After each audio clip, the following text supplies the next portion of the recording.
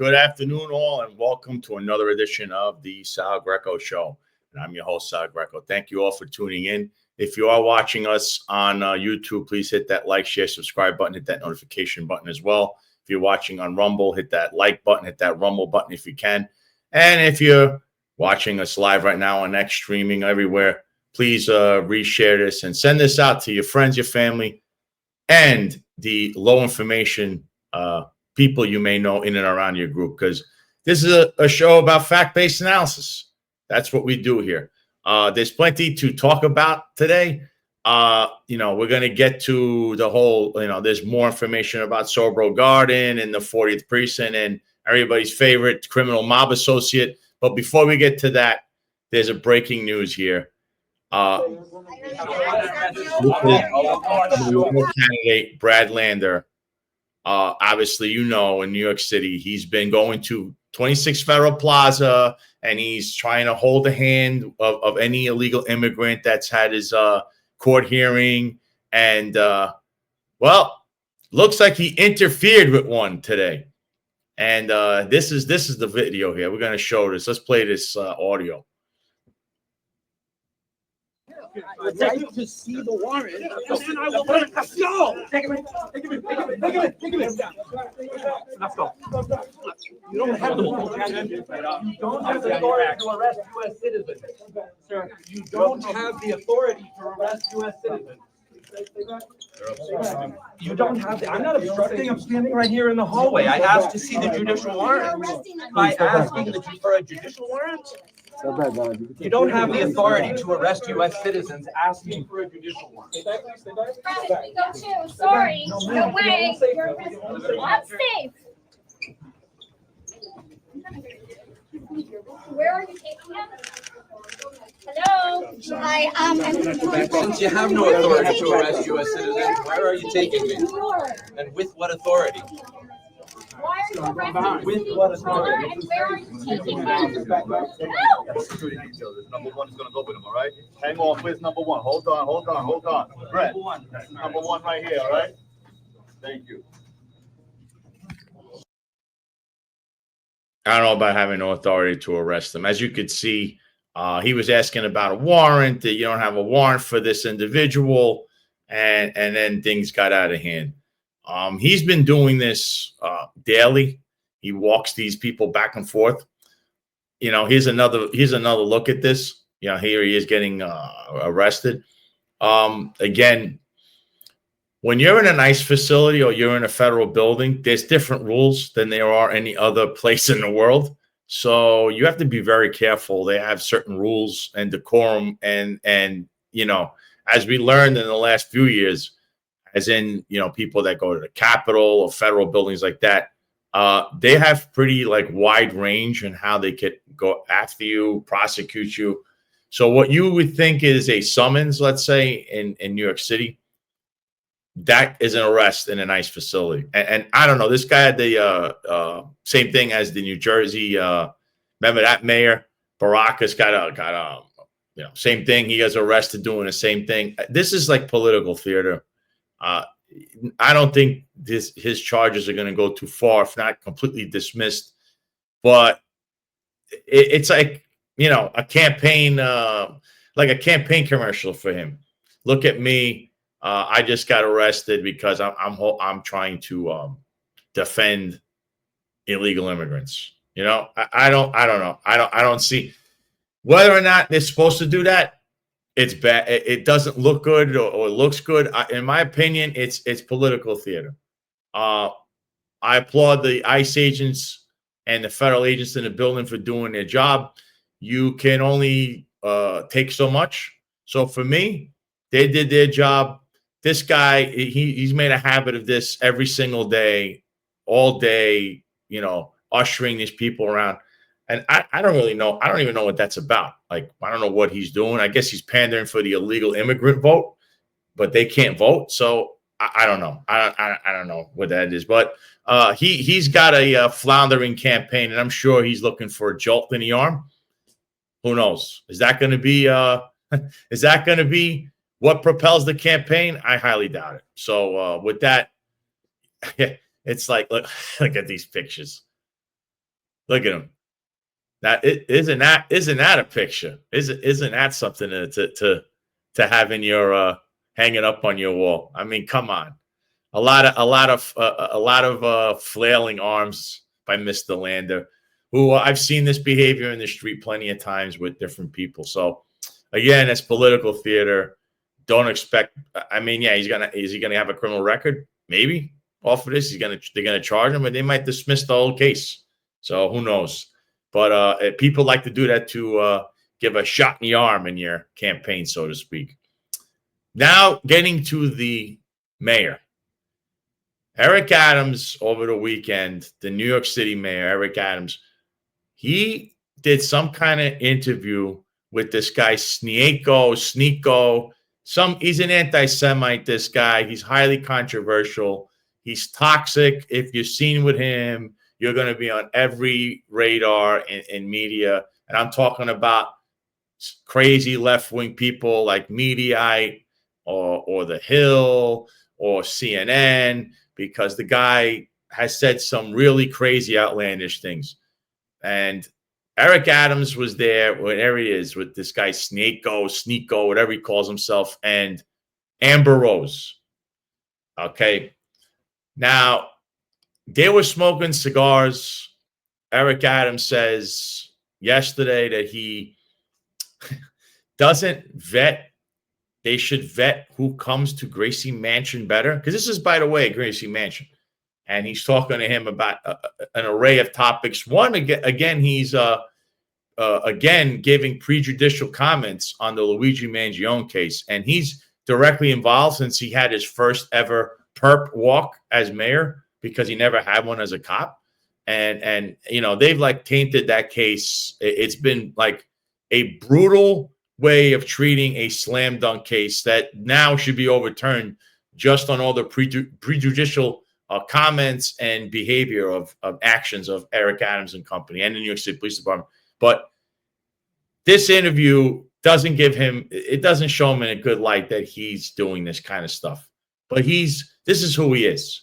Everyone in New York City has come to learn that. So is the country. So now today, and here's Chris Sommerfeld, who's been very critical of this whole thing.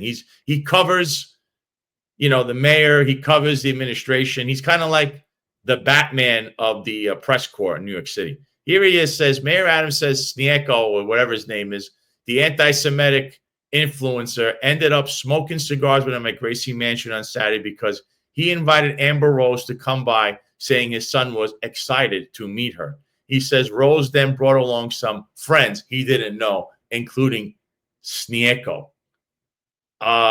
Look, I see what he's doing. He goes on Dr. Phil. He was on Fox and Friends, I think, a day or two ago in the morning. He is sucking up to the MAGA crowd. That's not going to get you elected in New York City as mayor, but that's what he's been doing. Dr. Phil, Tucker Carlson, now this. It's very apparent what he's doing. You know, I know low information people, you know, they have a hard time hearing anything, but that's what he's doing. So now today there's the press, you know, he has his weekly press conference. And now, while he's trying to give another version of the same story, because, you know, this guy talks out of both sides of his mouth, he now barred Chris Sommerfeld from being in the room. Here, Mayor Adams just barred, this is from Craig McCarthy from the New York Post. Mayor Eric Adams just barred Chris Sommerfeld from coming back into the off-topic series.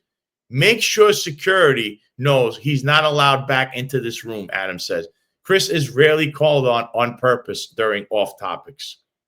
That's, I mean, look, what do you think about that? Because that sounds un-American to me. This guy wants to quell any opposition. He doesn't want anyone questioning him for anything. And Chris, to his, you know, to the point where Chris does his job, and it's kudos to Chris. He writes and asks the questions that New Yorkers want to know about Eric Adams. Say what you want about his political, you know, leanings.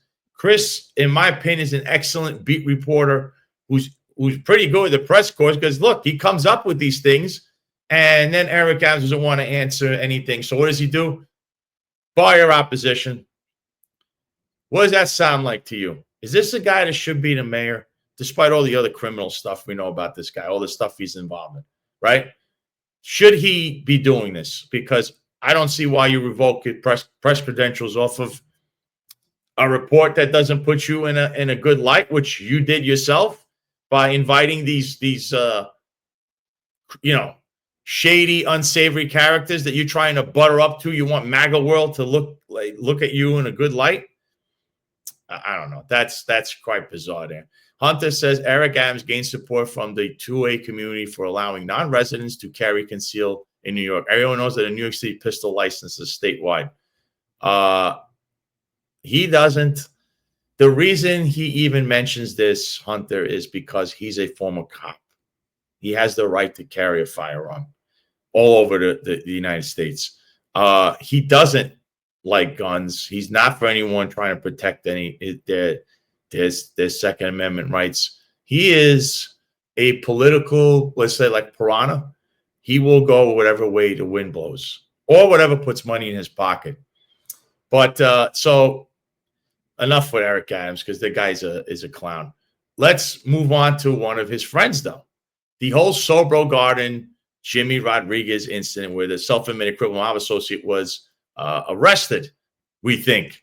So just to give you a quick background view, the self-admitted criminal mob associate, Jimmy Rodriguez, was the former owner of Jimmy's Bronx Cafe. He's been doing the rounds in the media. The problem here, as I've stated before, in the New York City Police Department, they have a rule, which is now in the admin guide. They changed it. It was the patrol guide, that you cannot wrongfully or knowingly associate with someone who's reasonably believed to have engaged in or likely to have engaged in criminal activity. I think being in handcuffs by police officers would definitely put you there. If not for his checkered past, he's a self-admitted criminal. He's a mob associate. This is all out in public. But clearly, and he also the former creator and manager of Con Sofrito, which just look it up, you'll see the mishigas that went on there, which involved certain big people like Letitia James, the Attorney General, the District Attorney Darcel Clark, the former police commissioner Eddie Caban, whose brother Richard owned the place, apparently, with this guy. And if you were a thug or a criminal like Fat Joe, you would be hanging out there smiling with Jimmy and all the New York State Police Department executives that were not supposed to be hanging out there, not supposed to be there. Sure, Pat Lynch and Martin Matarazzo, showing their faces, smiling like they just met the president when they saw Jimmy. So with that all going on, he opens this new place on 26 Bruckner Boulevard called Sobro Gardens. And a week ago, there was an incident where there was a major stabbing that went on there. The stabbing included 4 individuals that jumped, assaulted, and stabbed another individual, says in the front by the report. But clearly that would have happened inside. Off of all of this, they couldn't find this guy. Whoever the 4 assailants are, they're still on the loose, on the lam, we'll say. But here's video of Jimmy, who Jimmy was arrested somehow. Why? I mean, I don't know exactly how this happened, other than Jimmy was saying, "Do you know who I am?" and throwing around names and doing the whole spiel he does when he goes on all the shows. He's a big name dropper. But I get exclusively report here, he got a summons. Okay, again, he had a C summons. That shouldn't be going on. The C summons was written for Penal Law Code 240.20 parentheses 1, which is disorderly conduct by being rowdy, violent, screaming, harassment. And I know he told the police officer that wrote this summons, "I don't need to listen to you." He has to go to Bronx Criminal Court apparently at 6:25, June 25, 9:30 in the morning. But again, this is going to lead to more questions, and I'll tell you why. Apparently, the chief of the Bronx was summoned out of this, allegedly from Jimmy, and he was irate. Mr. Gurley, who loves Sobro Gardens, by the way, and is there quite an exuberant amount of times. And I guess they want to discipline or he wants to discipline this officer somehow. That is the rumor in the Bronx. Now, there's a couple of things with this. Number one, why was there no voided arrest being done? Because this would fall under the supervisors, the sergeant, the lieutenant. Why would you even arrest them if it's just disorderly conduct? Because not telling you, I don't want to show you my cameras, is not an arrestable offense. So to Jimmy's defense, he might have a case for false arrest. On the flip side, they need to see those cameras because the cameras will show the incident inside this club and what happened in the front. But you could do a nuisance and abatement order, and you could temporarily close the place, which should have been done, and you could go and get a subpoena. Now, again, in a major incident like this, there's been zero media coverage, silenced by the NYPD in the 40th precinct. And then I want to show you that there's a new thing that happened in the 40th precinct, which seems to have, issues where a child of 2 years old, they were supposed to write a report for this, the NYPD.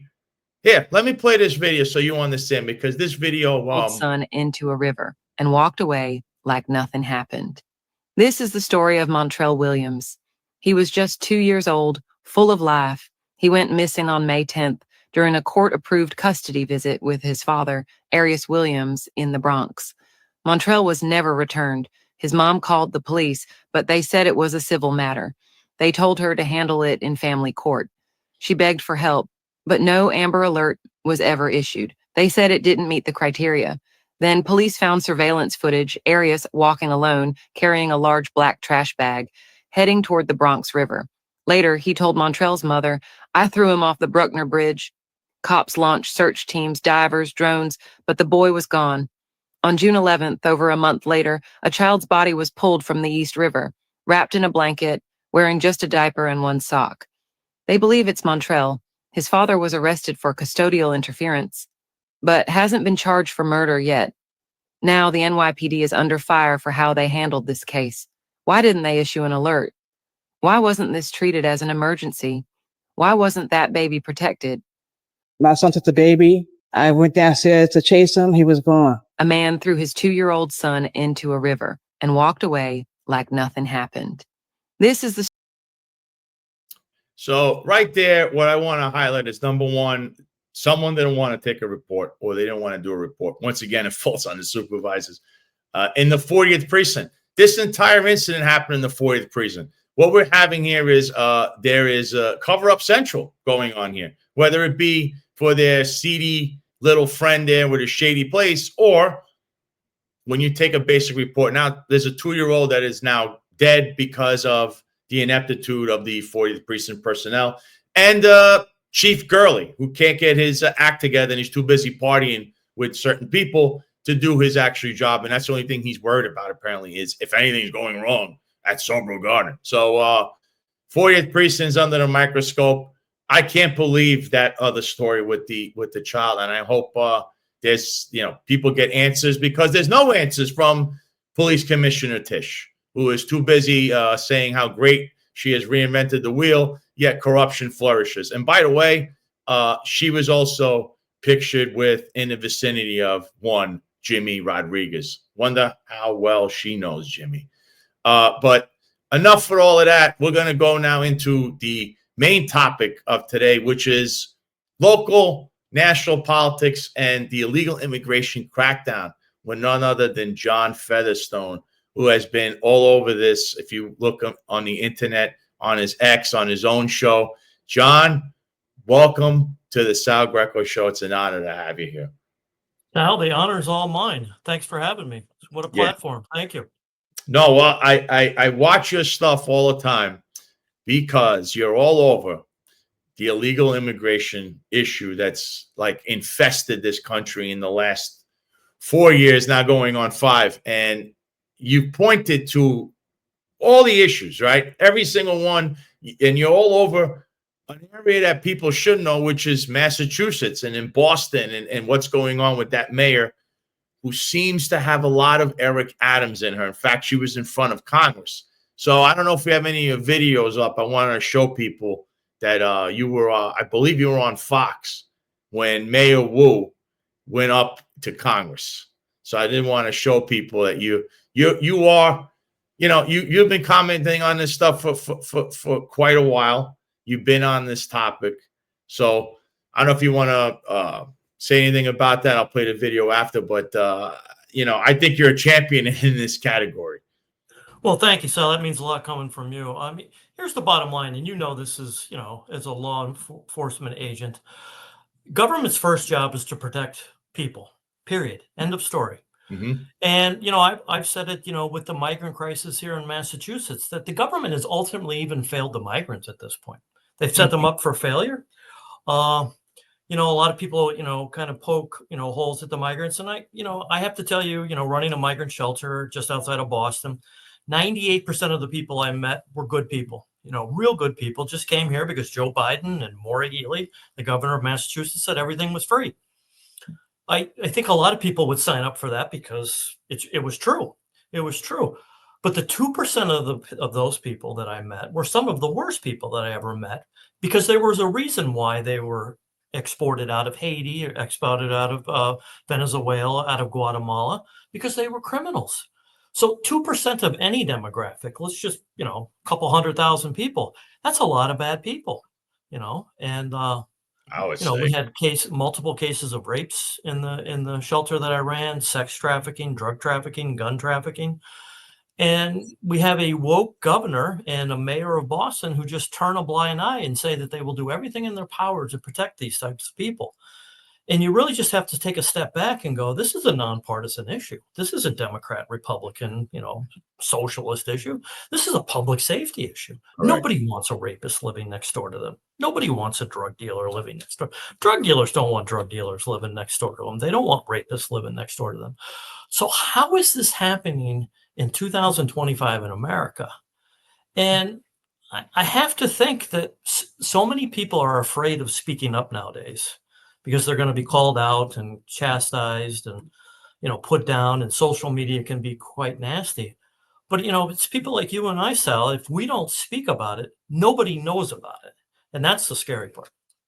I've been all over this since, my days in New York City Police Department. Like I told you before we came on, I remember actually notifying ICE for someone that had a warrant. And then I learned that you're not supposed to do that.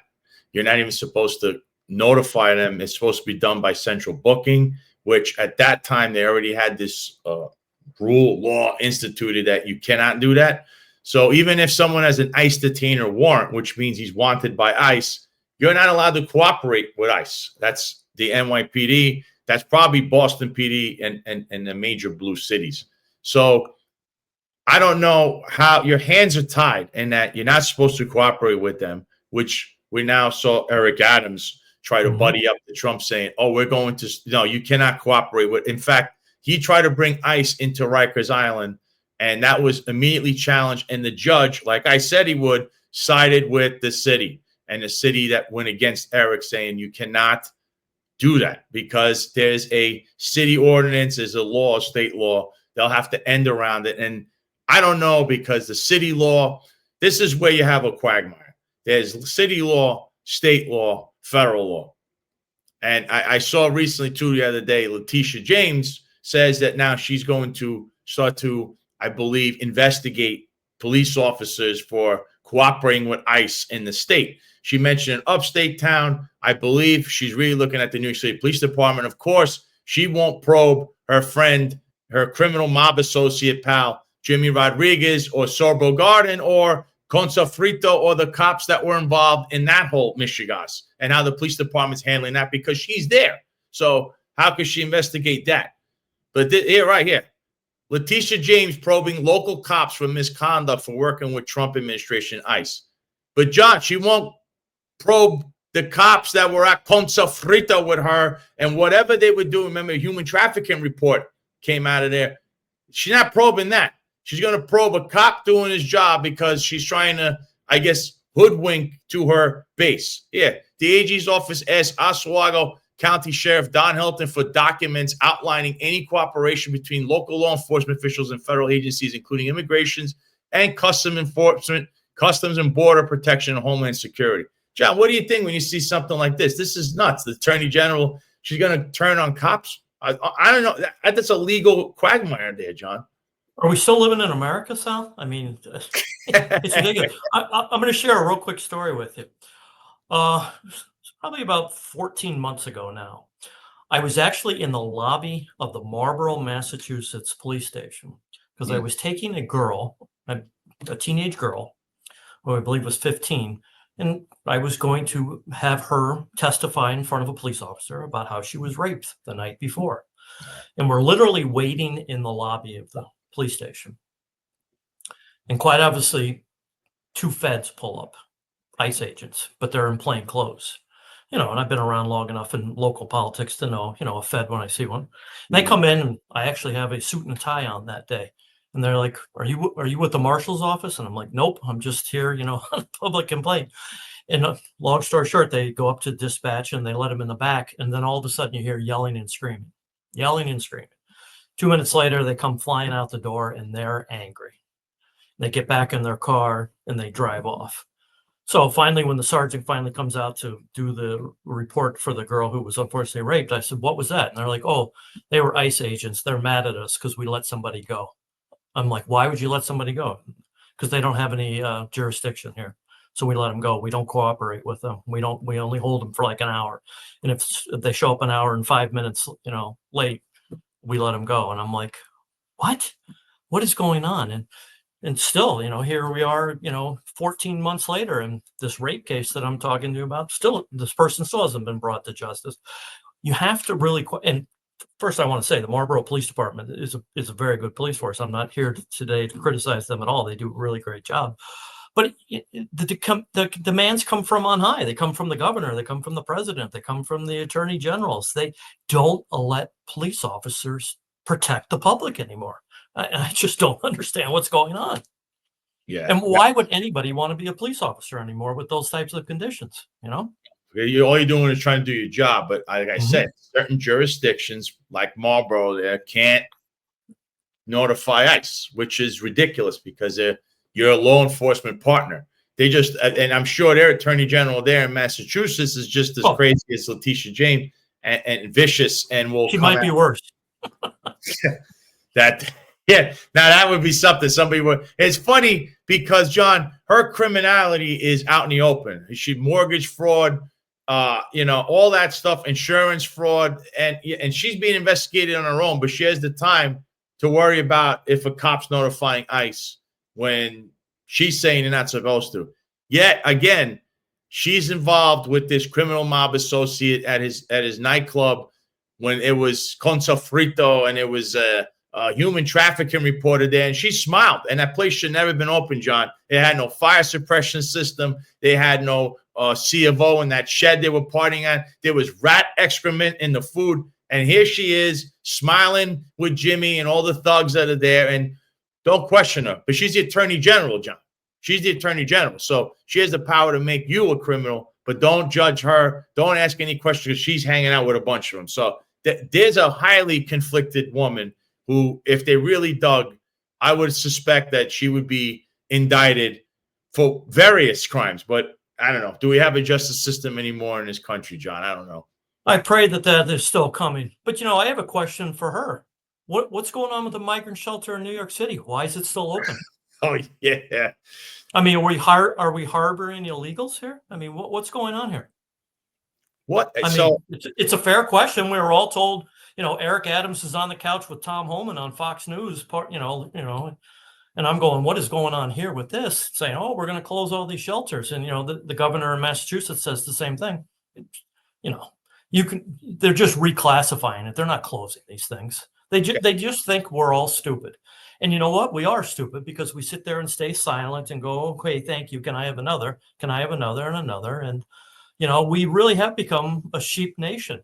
We just take what our government gives us and we just go, thank you. Can I have another? And eventually I have to think that the public is going to eventually push back. And, I push back, but when? When are we going to push back and take our country back? It's people like you, Sal, that keep the truth out there. They keep it honest, keep it real.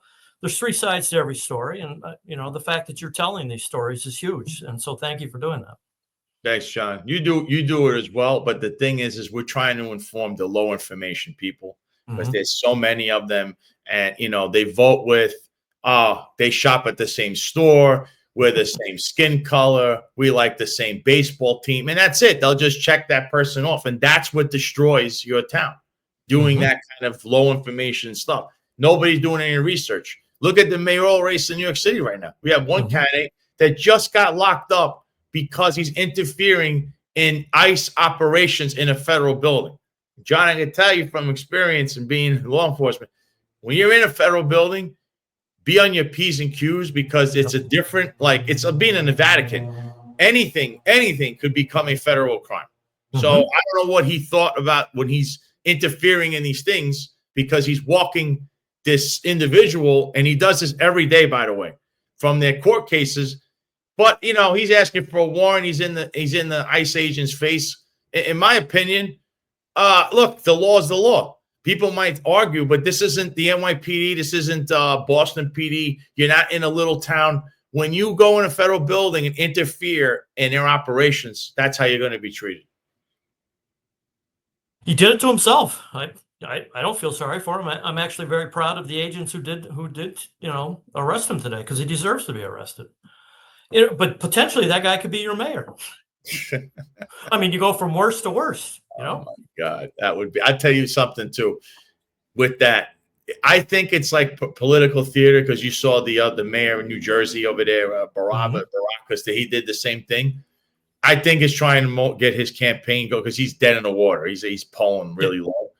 But again, it's just like last week with Kristi Noem. That's nobody knew who that senator was, and nobody remembers his name today. But last week he just wanted to get his 15 minutes of fame, and that's all that it is. Is pay attention to me. Pay attention to me. Okay, now that we're paying attention to you, what are you going to do to fix the problem? Oh, I don't have any solutions. I mean, that's all it is.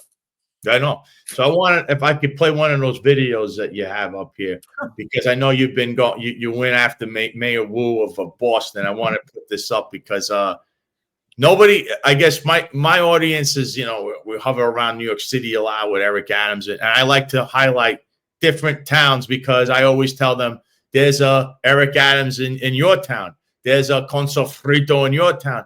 And you do an excellent job at highlighting this when you were on on Fox. I don't know if I could play. Let's play this so we can. John, I'll start with you as a former migrant shelter director from Massachusetts.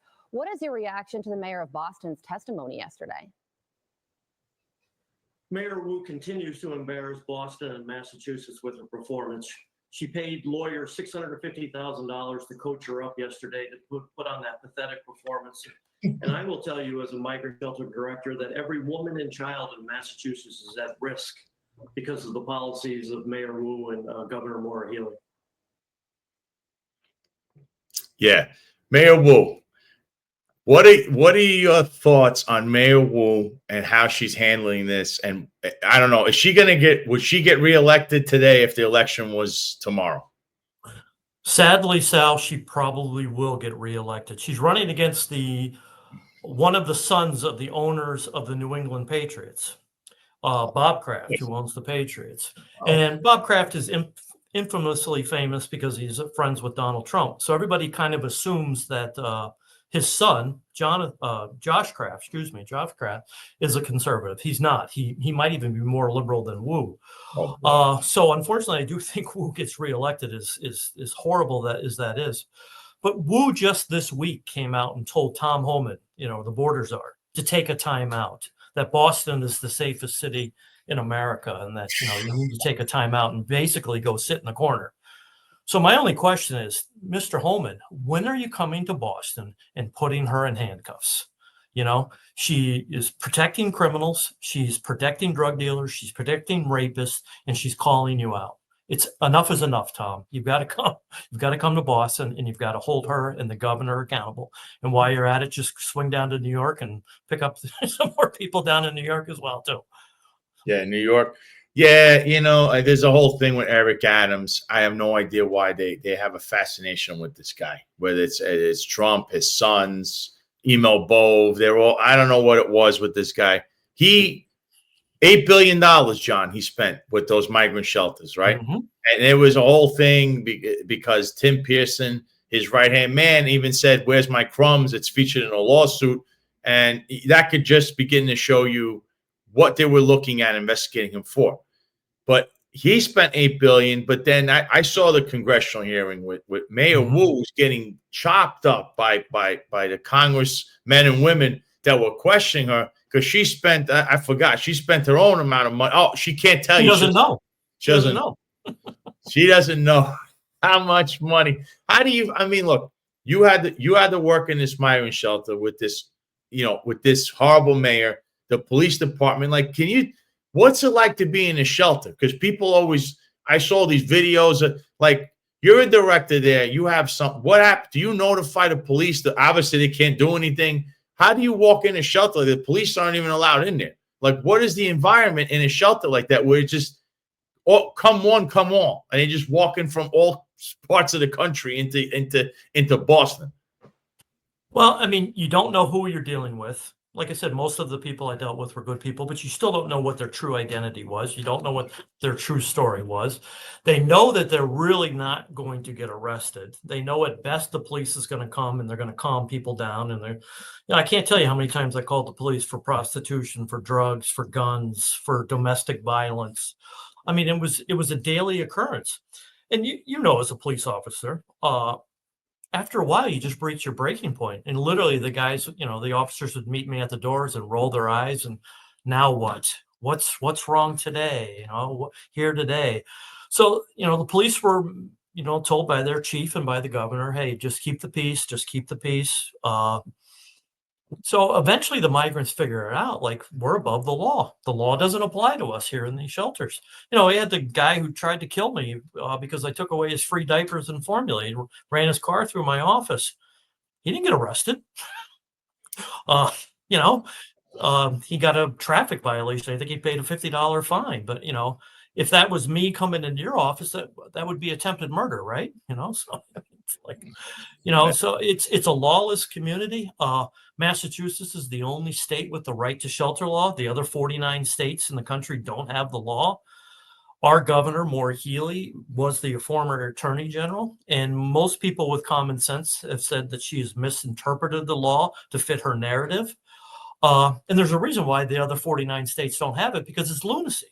It's lunacy. We have spent about $4 billion in our state housing the migrants with no exit ramp, with no housing, with no plan. So just, light a fire and burn $4 billion with a B down. You don't think schools, you don't think roads, you don't think your local law enforcement agencies could use that money? Nope. And, it's in their mind, it's feel good government. We're helping people. But I can prove to you beyond a reasonable doubt that she has failed every one of these migrants. She hasn't set them up for success. And you talk to a lot of these migrants. Everybody, the press wants you to think, whoa, because I dealt with mostly Haitian people. Oh, they left Haiti because of the political unrest. No, they didn't. They left Haiti 10 years ago because of a hurricane. Because of an earthquake. And you sit there and talk to them and go, wait a minute, you didn't leave Haiti, last week, a year ago? Nope.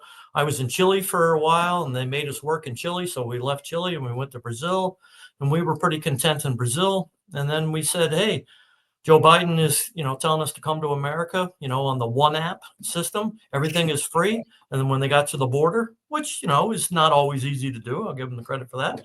The border people say, hey, go to Massachusetts. Everything's free in Massachusetts. So they either go to New York or they go to Massachusetts. Now what? Now what's going to happen? The courts have ruled that President Trump can deport all of the people that came over on the one app. My question is, when does that start? Like, let's go, let's go. Like, we have to do something. You're driving up the incremental costs in the middle class in Massachusetts. Housing prices have gone up. Grocery store prices have gone up. Insurance prices have gone up. How is this humanitarian aid when you're affecting, everybody else? And the migrants aren't even benefiting from it either. It's just, there's no other word to call other than lunacy.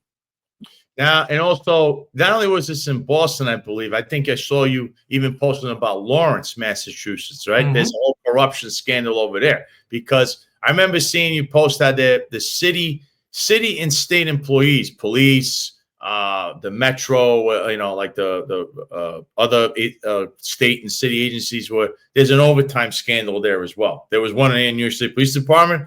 The one that you were displaying adds to this problem with the migrant shelters and everything, because it's just a free-for-all in the state alone.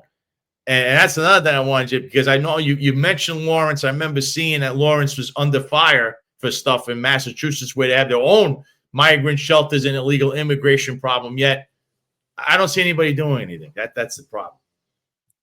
No, I mean, the demise of the local media in Massachusetts is probably the biggest concern. As you mentioned, I've been on Fox. I've been on every major news network there is in the United States and even internationally, talking about, infamously the man who impregnated his own teenage daughter in the shelter.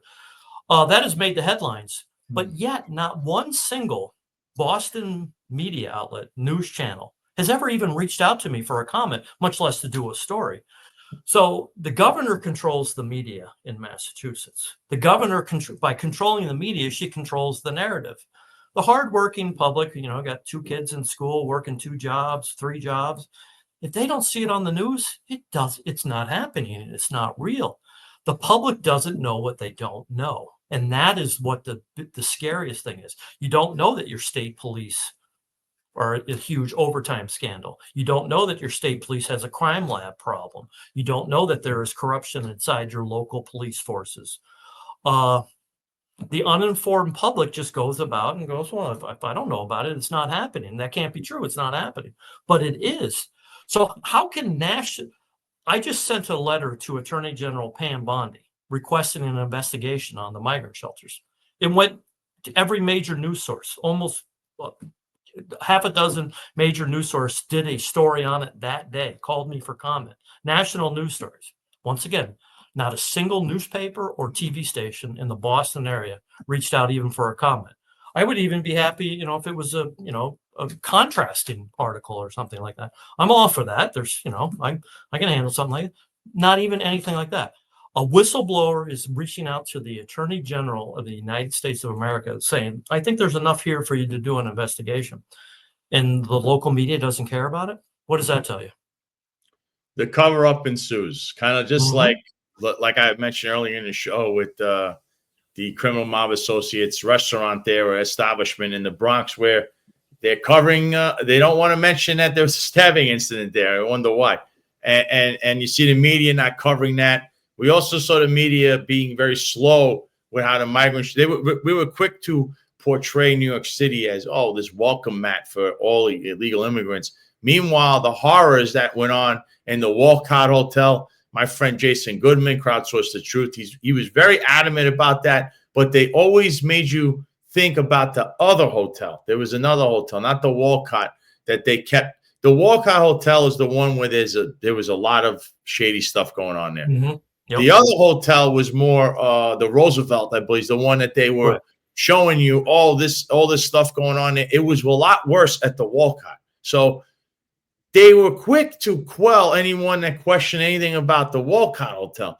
Yet people like Jason Goodman, who run around and do independent research and work, and people get on him, I say, you know what? He did a great job with his work because he's actually exposing things that nobody was actually looking at. I see other people going to Roosevelt, but the Walcott seems to be the one where there was something going on. And I saw you mention the Boston shelters. I think you call it the Healy Hotels, right? Healy, Governor Healy is the governor of Massachusetts, and so I call them the Healy Hotels. Yeah, because this is all her doing.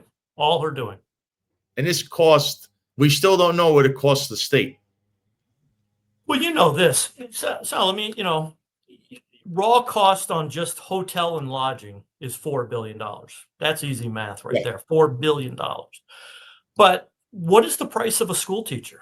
What is the price of an experienced public safety official, be it, either an EMT, a fireman, or a police officer?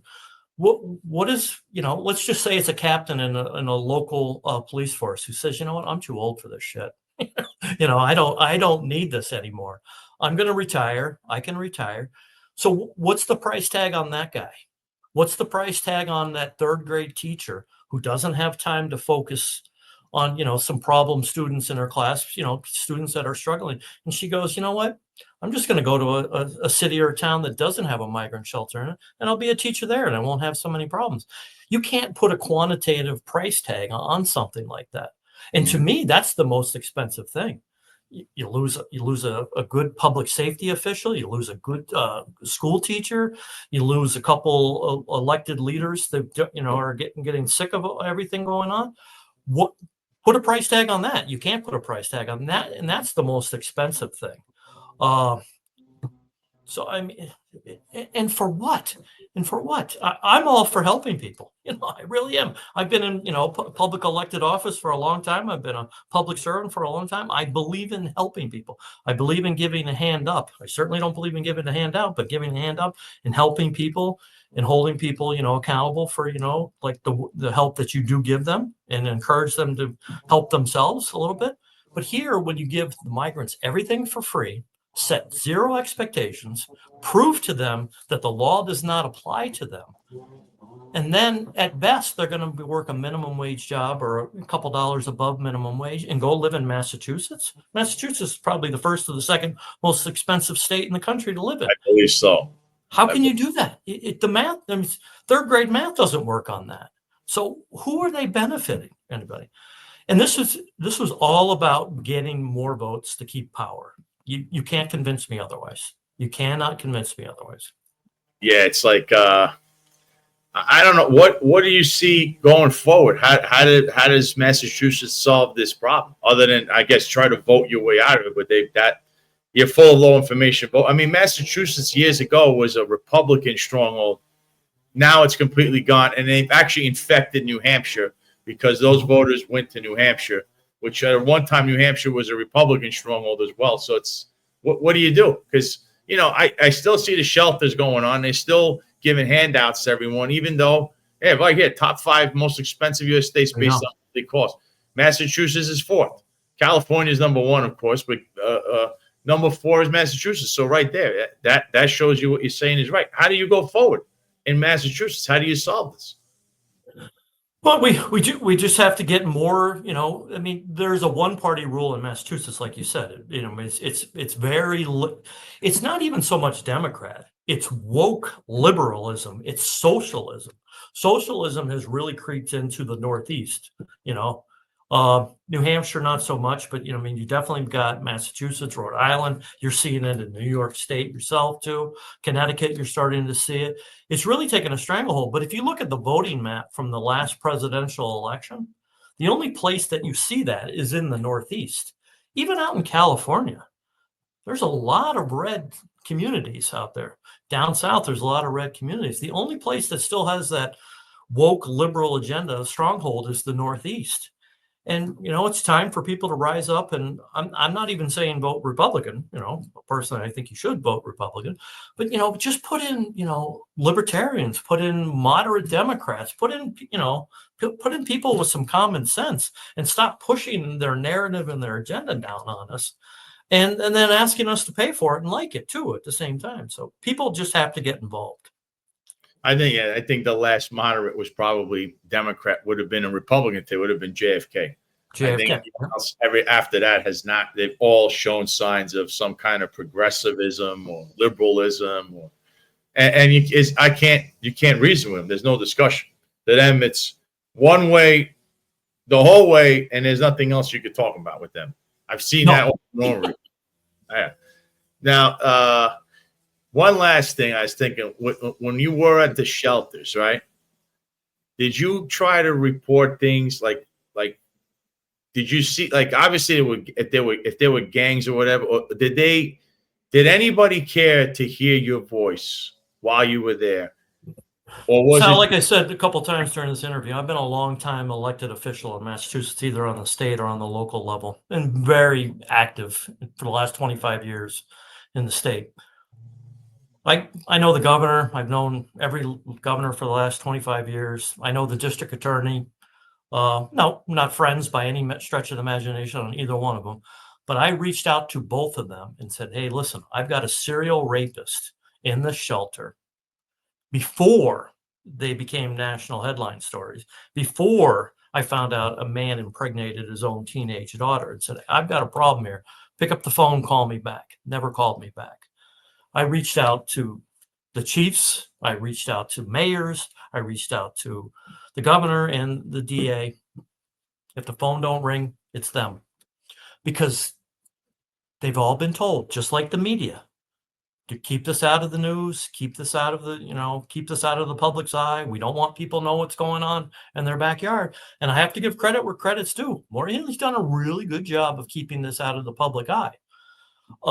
You won't find it local news stories about this.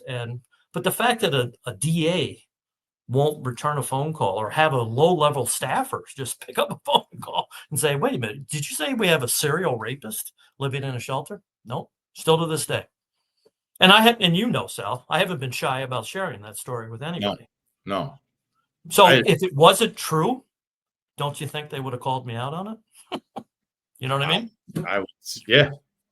That's what I'm saying here. I can't believe that they just ignored everything and just they're pro-criminal, pro-illegal immigration, and that's why what you saw happen in this prior election happened.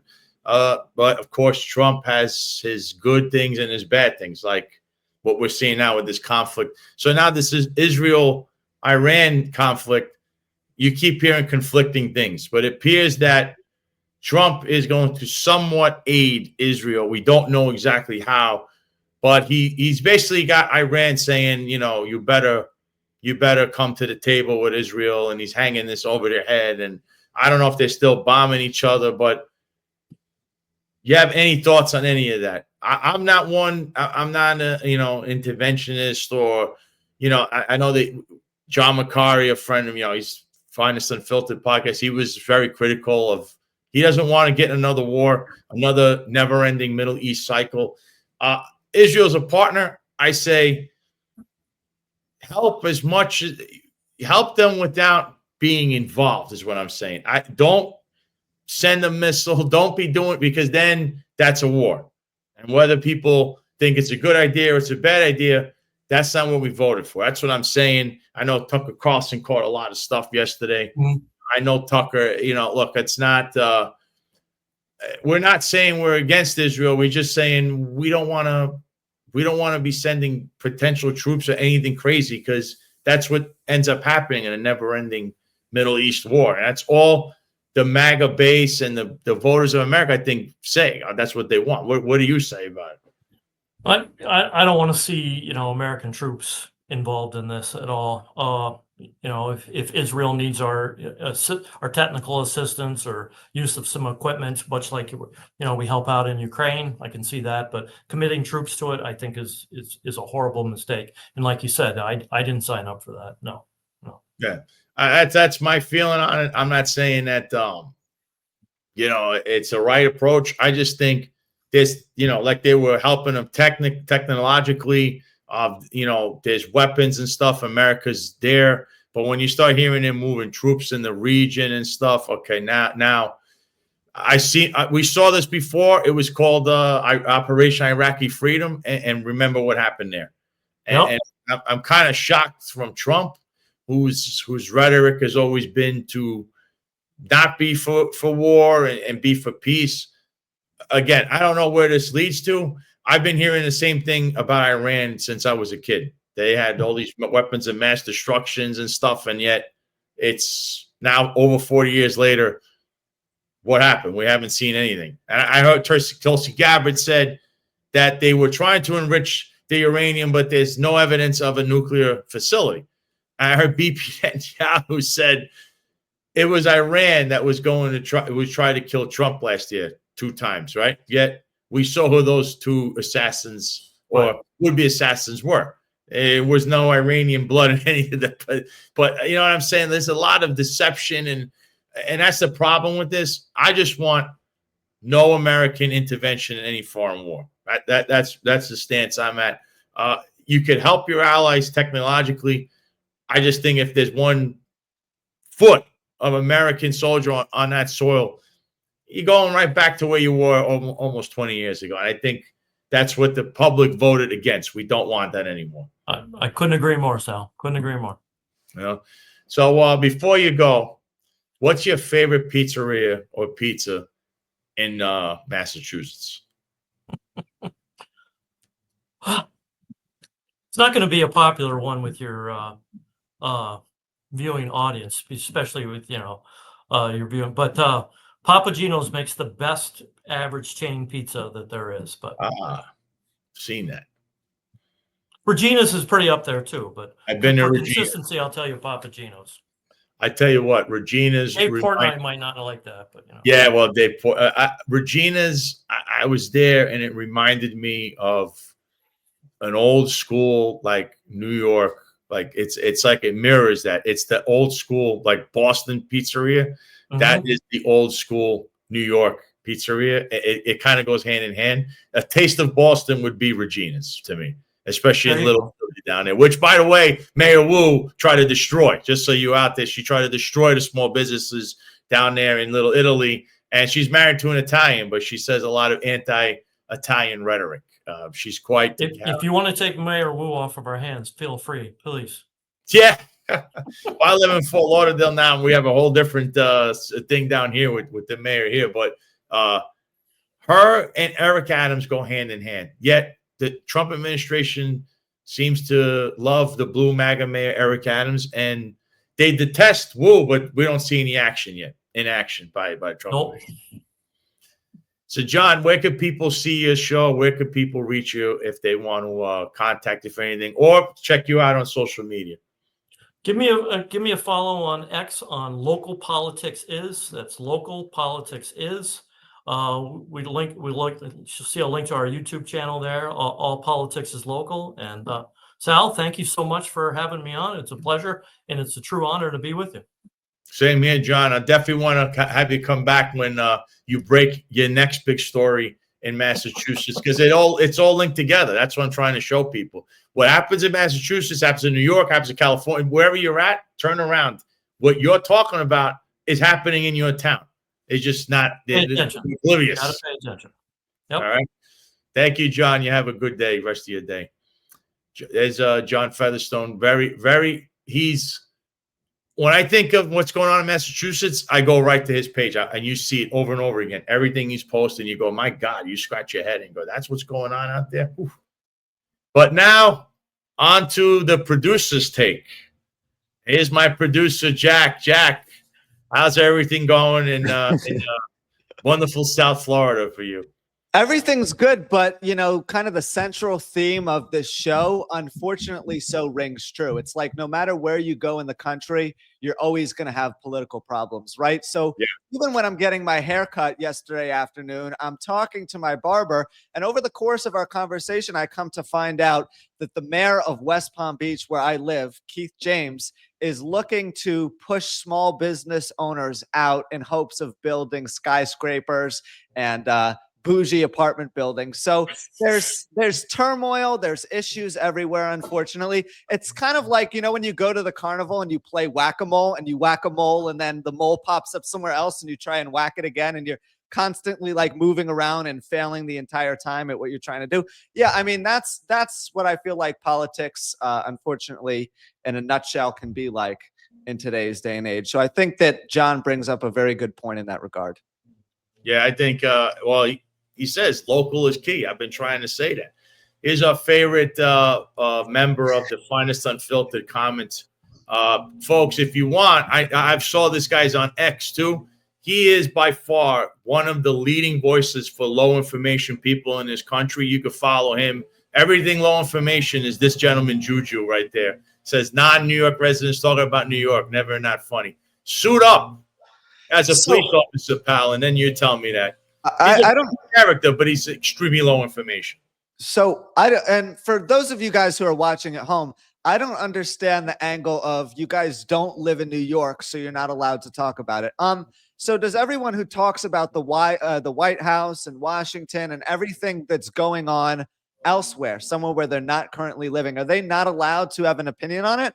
Also, guys, we've lived in New York, everyone on this platform, for multiple decades. We grew up there. lived there as adults. So I think we have enough perspective to talk about it. And we're also giving opinion, hot take. A lot of our scoops come through sources via text, the phone, things of that nature. So I think we're just being more efficient, and we're doing God's work in terms of bringing you guys hard-hitting analysis that no one else is bringing you. That's what we try to do. We're trying to inform the low information people. I saw some of the comments about the pizza. They mentioned a few different pizzerias in Massachusetts. I personally, Regina's, I had to go to, and I thought Regina's was on par with anything that New York has to offer. To me, Regina's would be the spot. I saw Papa Gino's. I've never been there yet, but I heard that as a chain, they're like the #1 chain pizza to have. But I saw some of the comments mention some of Rayo's Pizza. I see this stuff. Umberto's and Wanta, I heard. Yes, I've heard that they're excellent pizza. They have good pizza out in Long Island? I had no idea. They do. They also have good politicians, apparently, like Bruce Blakeman. You know? Yeah, better politicians. And we're gonna be having Ed Ra on this upcoming Thursday too. He's a lawmaker who gets stuff done in Albany, so be sure to tune in for that as well. Oh yes, he's got plenty to say about everyone's favorite mayoral candidate in New York City, Zohran Mamdani, who's just he's a lightning rod for controversy. I don't know what to say. Elio's is good at Stop and Shop. That's funny. Elio's. If you're desperate, I'd say you could have the Elio's pizza there. But I mean, I would definitely go down the street where Stop and Shop is in Staten Island and go, hey, I think there's a better pizzeria around the corner. But Jack, what do you got on the queue here?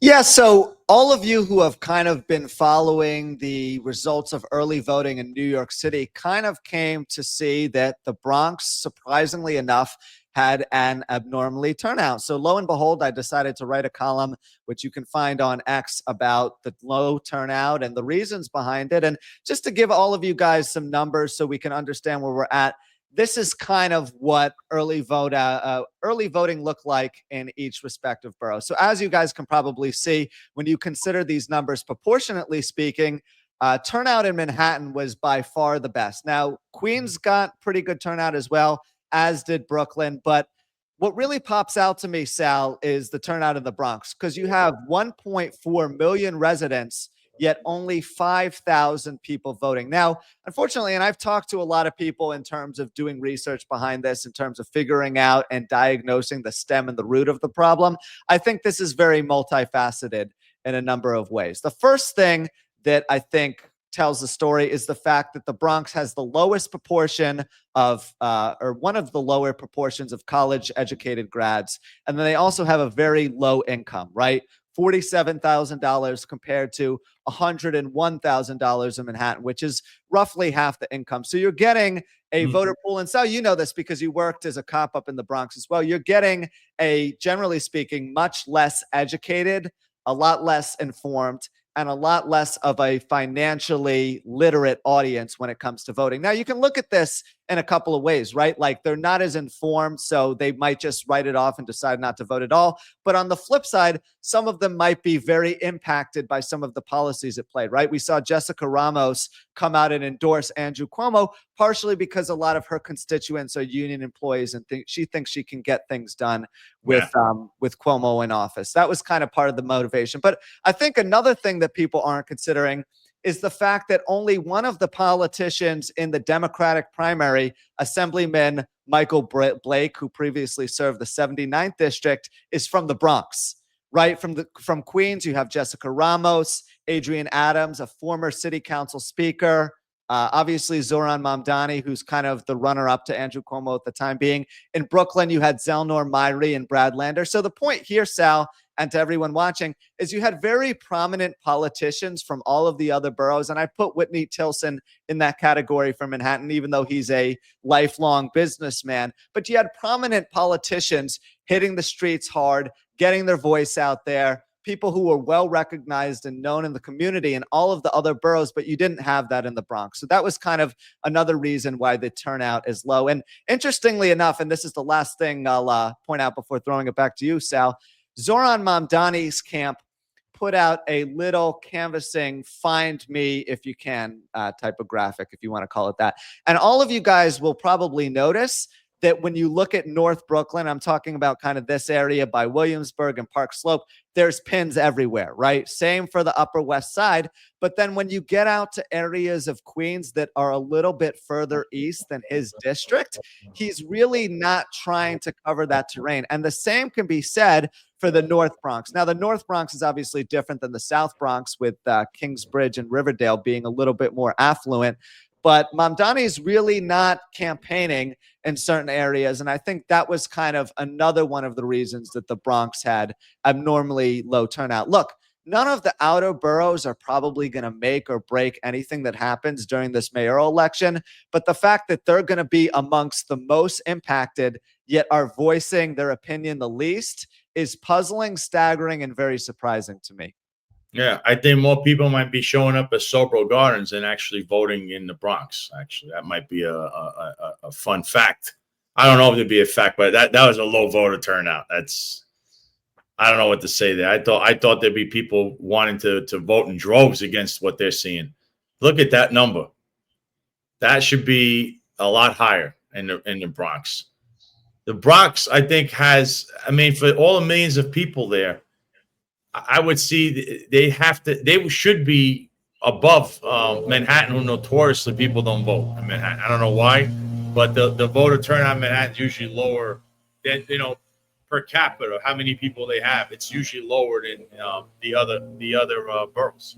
The Bronx should have a lot more people. I'm sorry. I don't know why they're not voting. So just looking at this graphic, and this is kind of the perfect example of a picture is worth 1,000 words, right?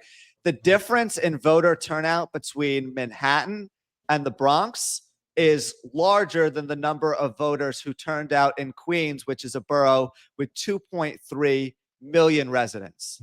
I mean, just let that sink in for a moment. And obviously, like, the fact that there's more educated voters in Manhattan and Brooklyn has something to do it. But at the same time, Sal, as a former Park Slopian myself, happy Floridian now, because Florida is a much better state than Park Slope is as a neighborhood. But I mean, Park Slope people and North Brooklyn people are much more concerned with who's representing their congressional district, who's going to be running for president. So even if they are educated and involved in politics, it is a little bit unusual to see them this involved in a mayoral election. Now, having Brad Lander, a former councilman, does give them a little bit more skin in the game, as does having their state senator, Zelnor Myrie, who covers a lot of the district. But it still is very unusual to be seeing turnout this low in the outer boroughs and turnout this high in Manhattan. It says chronicles of the collapses due to quick math. It looks like less than 1% voter turnout per borough. If that is a number, I mean, I know there's a lot more people. I'm not saying everybody should be, voting early, but I would suspect that they would get better numbers in that. I don't know. That doesn't. I hope that doesn't be a forecast in the future of what's going to happen with first the primary, the official primary day, and then the general election, because that's how these people win. By everyone just staying home. I wonder how many of these votes are kind of up in the air in the Bronx, because we've seen a lot of social media videos. Anyone who's been watching the quote unquote Mamdani movement, if you want to call it that, like, he's all over Parkchester trying to hammer these low income areas. And some of his canvassers have gone on record saying the more we've informed people, the better the results are. Are they going to be voting for Mamdani or Cuomo, or are they just going to sit at home saying none of these people are going to help us? Because at this point in time, it's no secret that it's about which pile of dog crap smells a little bit better. And I emphasize a little bit, right? So, like, some voters are just going to be so deterred by the whole situation that inaction is going to be the best and most important antidote to despair. I don't know if they're all going to operate with that mentality, but I would encourage anyone who's watching to get out and vote. Get your voice out there, even if it's just one vote on the ballot that's being counted.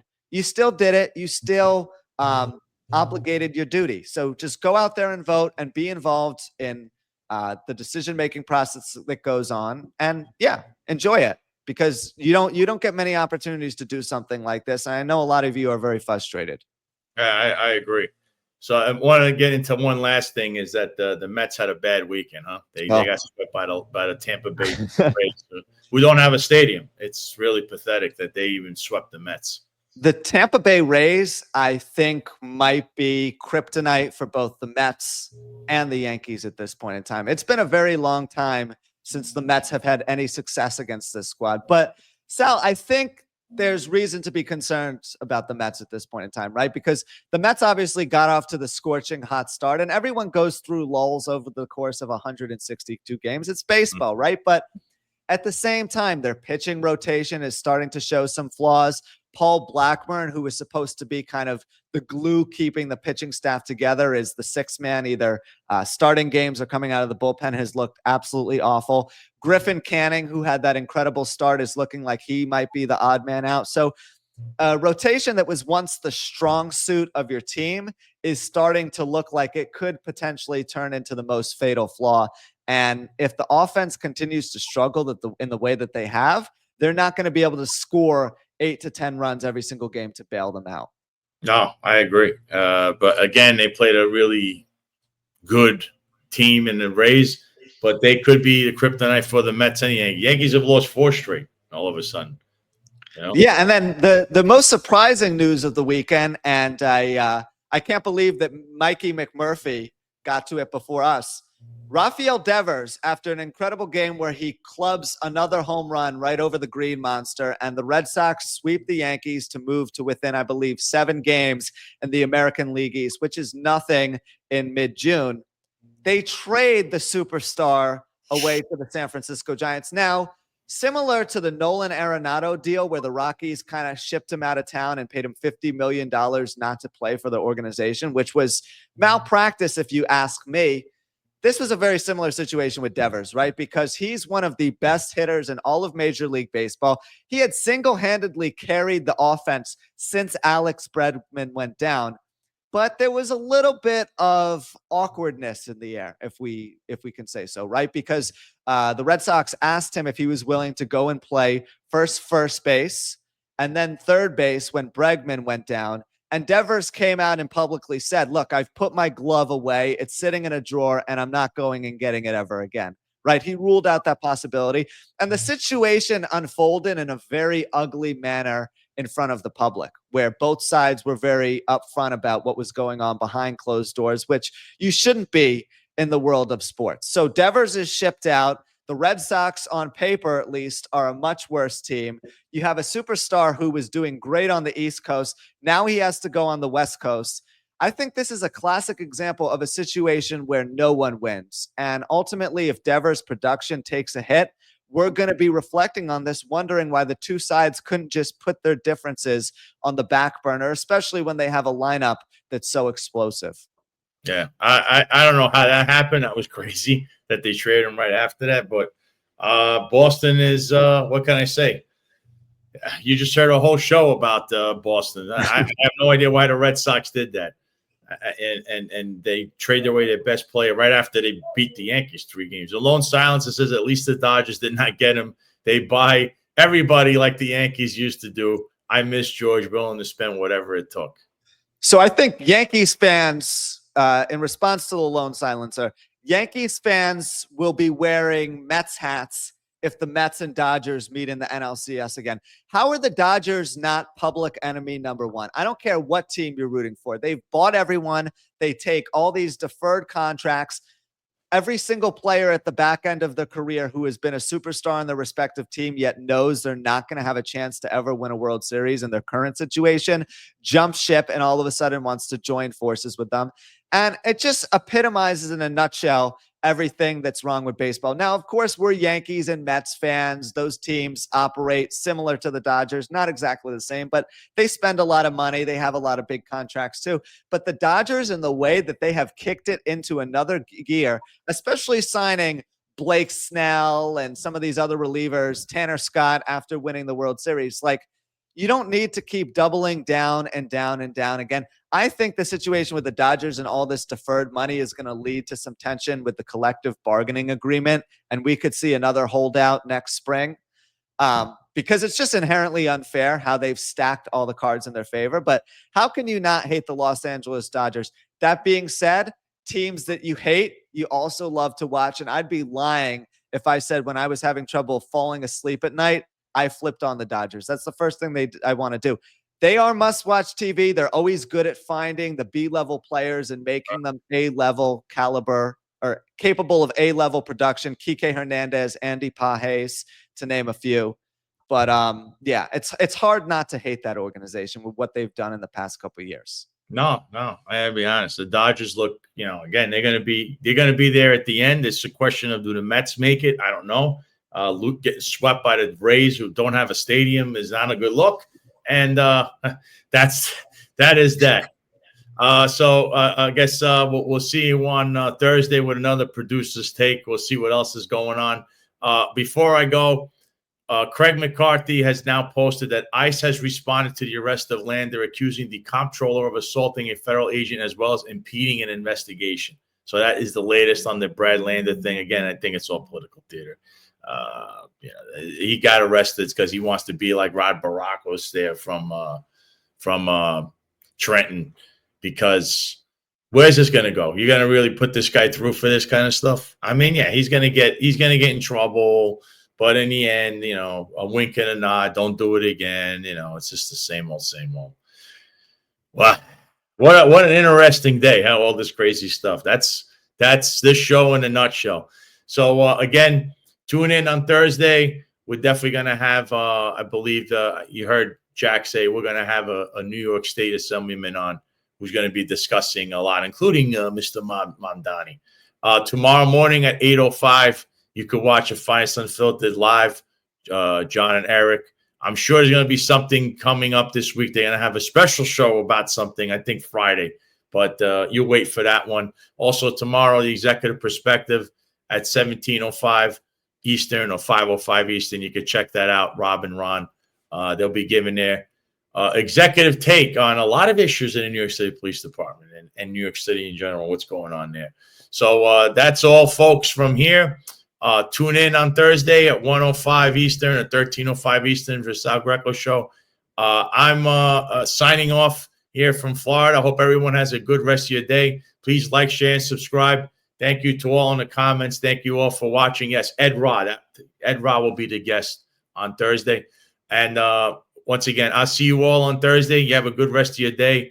If you're a political candidate, please don't interfere with ICE in their federal buildings, by the way. Wink, wink, Brad Lander. With that being said, thank you all. Signing off from Florida, which is a sunny place for shady people.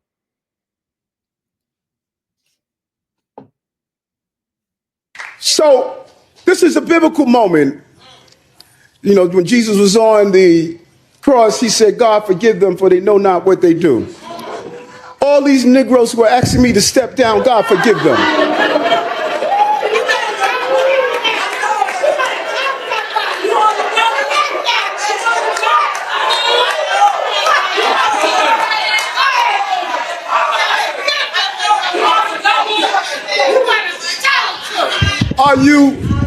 Are you stupid?